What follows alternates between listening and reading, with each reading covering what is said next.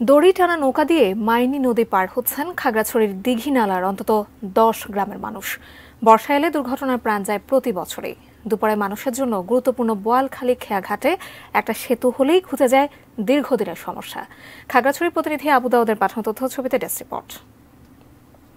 ভয়াল খরস্রোতা মাইনী। দীঘিনালা উপজেলার মেরুং ইউনিয়নের বোয়ালখালীতে মাইনী পারাপারের এ ঘাট অর্ধ শতাব্দী পুরনো। তবে ব্যবস্থা একটাই, ছোট নৌকায় দড়ি টেনে এপার ওপার। প্রবল স্রোতে নৌকা ডুবে প্রায় প্রতি বছরই মৃত্যুর ঘটনা ঘটে। তবুও প্রতিদিন ১,১২০০ মানুষের ঝুঁকির পারাপার চলছে।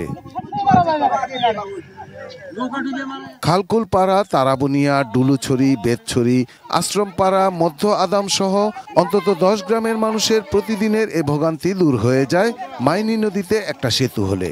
দীর্ঘদিনের সে দাবি পূরণ হওয়ার আশা প্রায় ১,২৫০ মানুষের। মধ্যম বোয়ালখালী অনেক পুরাতন ঘাট, দুই পারে অনেক মানুষ বসবাস করে।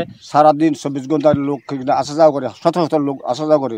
অনেক সময় নৌকা ডুবিও হয়। আমাদের এই ব্রিজটা খুবই প্রয়োজন, যদি ব্রিজটা দিয়ে আমরা উপকৃত হব।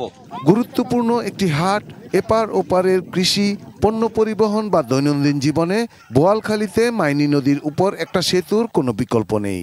তবে প্রশাসনের পক্ষ থেকে কেবল আশ্বাসই মিলছে, জানালেন জনপ্রতিনিধিরাও। ওই ঘাটে পারাপারের সময় প্রাণহানিও হয়।